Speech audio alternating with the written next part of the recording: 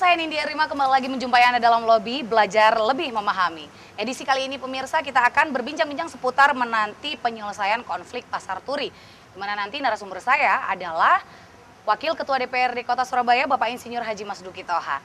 Seperti yang kita tahu pemirsa bahwa pada tahun 2007 silam Pasar Turi terbakar dan sampai dengan tahun ini pemirsa belum terselesaikan 100%. Banyak konflik yang mencuat. Isu yang memanas adalah investor dan Pemkot Surabaya main mata. Apakah benar demikian? Namun sebelumnya pemirsa, kita lihat terlebih dahulu cuplikan berikut ini. Pasar Turi, seolah tak kunjung usai polemik yang menghantui pasar yang terletak di Surabaya Utara ini. Dari proses pembangunan pasar yang tak kunjung usai, sampai adanya isu pungli kepada ex-pedagang lama yang notabene mereka akan dapat prioritas dalam kepemilikan stan. Kasus Pasar Turi ini memang sudah terlampau lama, sehingga memantik banyak reaksi. Salah satunya dari gabungan 7 elemen pedagang yang bernama Gerakan Pedagang Pasar Turi Surabaya Korban Kebakaran. Mereka kecewa dengan sikap Pemkot Surabaya. Pasalnya, Pemkot dinilai lamban untuk menyelesaikan polemik pembangunan Pasar Turi ini dengan investor Pasar Turi, yakni PT Gala Bumi Perkasa. Terdapat beberapa kejanggalan dalam proses pembangunan pasar ini, dari adanya penambahan lantai yang semula hanya 6 menjadi 9 lantai. Meski beberapa mediasi sudah sering dilakukan, namun polemik ini serasa tak menemui penyelesaian. Salah satunya pertemuan yang dihadiri oleh staf ahli Wakil Presiden bidang perekonomian di Balai Kota baru-baru ini. Pertemuan itu seolah menjadi ajang pertarungan argumen antara pedagang dengan Pemkot Surabaya. Lantas, sampai kapan polemik Pasar Turi ini terus berlanjut? Dan langkah apa yang akan dilakukan oleh DPRD Kota Surabaya untuk mengurai kasus ini? Semua akan dibahas pada Lobi malam ini. Baik pemirsa, saat ini saya sudah berada di ruangan Bapak Insinyur Haji Masduki Thoha. Beliau adalah Wakil Ketua DPRD Kota Surabaya. Kita akan membicarakan atau berbincang-bincang seputar bagaimana sih nantinya penyelesaian konflik dari Pasar Turi yang sudah berlarut-larut pemirsa. Dan sekarang kita langsung aja bertanya kepada Bapak Masduki Thoha. Pak, sebenarnya saat ini kondisi dari Pasar Turi itu sudah layak pakai atau belum sih Pak? Kalau kita lihat secara dari luar, kita nggak tahu dari dalam karena kita belum ke sana. Mungkin sudah siap, sudah siap, karena pernah kita ngundang pimpinan, kita ngundang investor itu sebenarnya untuk pedagang lama itu 100% sudah disiapkan. Artinya bahwa Pasar Turi baru sudah siap ditempati oleh pedagang lah. Ini kan banyak infrastruktur yang kurang ini. Cuma yang menjadi permasalahan kenapa kok tidak pedagang lama kok tidak segera masuk. Berarti kan ada sesuatu yang memang menghalang-halangi atau something wrong yang terjadi di sana yang harus diselesaikan. Siapa yang bisa menyelesaikan? Adalah pemerintah kota. Karena ini adalah milik pemerintah daerah walaupun sudah menjadi di-PUT-kan dengan pihak investor. Baik. Gitu ya. Baik. Berarti kalau secara kasat mata atau di luar itu terlihat seperti sudah siap ya Pak ya. Tapi kalau di dalam ternyata masih ada banyak yang perlu diperbaiki ya Pak. Ada dua faktor Mbak, memang di dalam Pasar Turinya atau di dalam Pemkotnya atau di dalam pedagang itu sendiri. Kita nggak tahu juga. Kan, gitu. Baik. Lalu ini isu yang baru saja mencuat ya Pak ya, adalah seputar pedagang merasa investor ini memeras mereka. Nah, sebenarnya berapa harga sewa stan Pak di Pasar Turi? Ini kita tidak berbicara, kalau saya di sini kontennya bukan membahas biaya stan. Tidak biaya stan berapa, tidak. Tapi bagaimana pemerintah kota mulai MUY pertama, ada skala prioritas kepada pedagang-pedagang lama itu bisa menempati Pasar Turi ini, gitu loh. Baik. Jadi para pedagang Pasar Turi yang terbakar ini korban daripada terbanyak Pasar Turi ini kan pemerintah kota sudah banyak database-nya.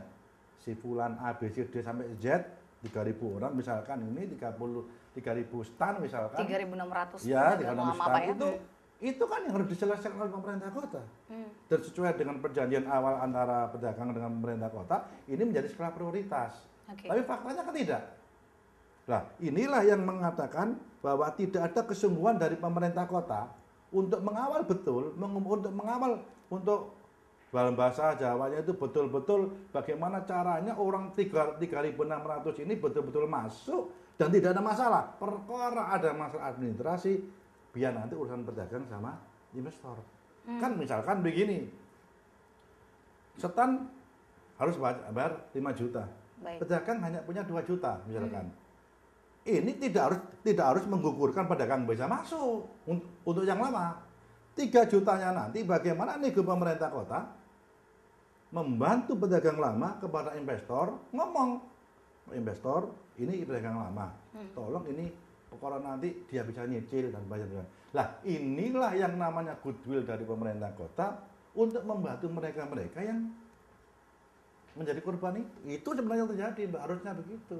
Baik. Berarti kalau dari DPRD kota sendiri, apakah mengetahui secara real berapa biayanya atau seperti apa? Atau mungkin menurut anggota dewan sendiri harganya ini cukup mahal untuk sewanya atau gimana? Saya terus terang aja, saya secara pribadi saya tidak pernah tanya harus nyewa berapa sih kamu, karena sampai sekarang ini merasa keberatan itu bukan di akhir, merasa keberatan itu harusnya di depan. Baik. Begitu MOU dibuat, nanti begitu jadi maka pedagang harus satu setan harus membayar sekian. Nilainya sekian tahun, sekian dicicilnya setahun, sekian bulan. Itu sebenarnya di awal, tidak di akhir seperti ini. Itu salah gitu, Mbak. Oke. Ya. Berarti menurut pihak DPR sendiri, mengapa tidak tahu dari awal berapa harga sewanya seperti itu?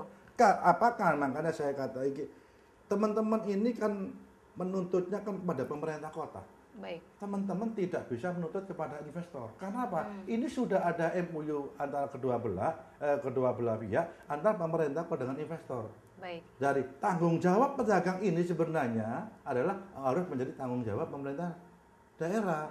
Nah, wali kota di sini itu fungsinya di sini itu. Nggak boleh marah-marah terus wali kota ini. Selesaikan ini teman-teman butuh selesaikan kok.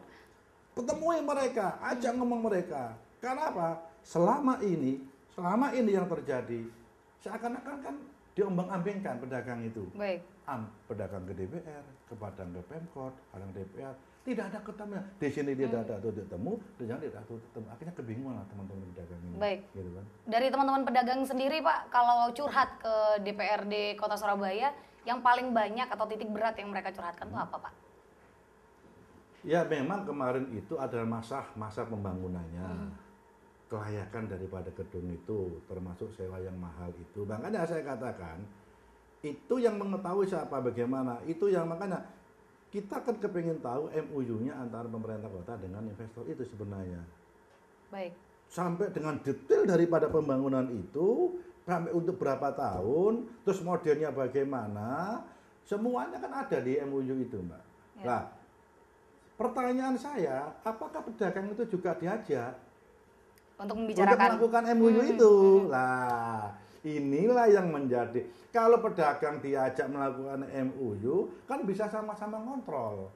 Pemerintah kota bisa ngontrol, pedagang bisa ngontrol. Kalau tidak ada kecocokan maka ditegurlah pelaksanaan ini. Baik. Saya pikir itu. Jadi ketika membuat klausul MOU seperti apa, Pak? Apakah memang tidak ada satupun perwakilan dari pedagang? Saya tidak tahu. Makanya saya katakan pedagang ini diajak tidak untuk membuat yang namanya produk-produk MOU itu. Karena ini ada nggak pedagang yang curhat itu, Pak, tentang bahwa tidak diajak bicara sama sekali pedagang tentang isi MOU? Saya secara langsung tidak ada pernyataan dari teman-teman pedagang, tapi menurut kondisi yang sekarang saya lihat, insya Allah pedagang nggak dilibatkan. Baik. Menurut saya, menurut kacamata saya. Baik. Kurang mengambil kesimpulan bahwa sepertinya pedagang memang tidak diajak ya, Pak ya. Betul, ya. Baik. Lalu kabar-kabar yang terhembus, Pak, katanya pedagang-pedagang ini juga kalau nggak selesai 100% pasar turi, mereka tidak ada yang mau menempati. Apakah betul demikian? Saya ini kadang-kadang mikir, pedagang-pedagang yang 3.600 itu kan sekarang sudah sebagian juga masuk ke pasar turi. Iya kan? Iya.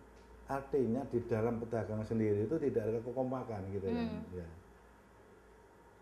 Dengan tidak kompaknya para pedagang ini, maka dapat dimanfaatkan oleh pihak manapun untuk mecah-mecah gitu loh, Pak. Ya. Inilah sudah kita ingatkan dulu, saya ingat jauh lama, pedagang ini harus bersatu. Dari 3.600, Mbak. Yakin kumpul semua? Tidak. Tidak saya. Ada yang punya pendapat A, punya pendapat B gitu ya Pak ya? Ada faktornya cepet-cepet jualan, ada faktornya, wes aku wes gak dodol kono, wes males lah, macam-macam lah ini. Ya. Ini yang menjadi pemikiran kami. Oke, baik-baik. Nanti akan kita lanjutkan Pak seputar bagaimana sih pemirsa menanti penyelesaian konflik dari Pasar Turi ini sendiri. Tetap di Lobi, belajar lebih memahami, jangan kemana-mana.